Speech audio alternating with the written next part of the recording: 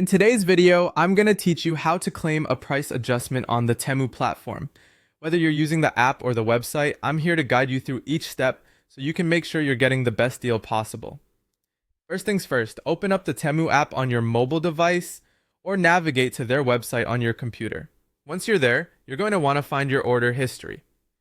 This might be located in a section labeled Account or Orders, depending on the platform you're using.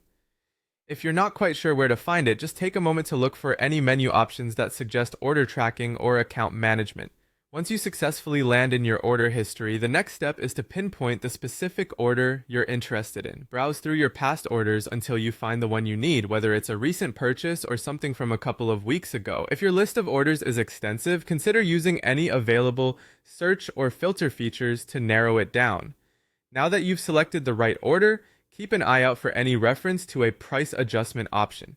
This might appear as a button or a link within the order details. The goal is to locate this feature since it's your gateway to potential savings. In some cases, this option may be titled slightly differently, so be open to variations such as price guarantee or refund. It's crucial to ensure you review all on-screen information carefully just so you don't miss this valuable opportunity.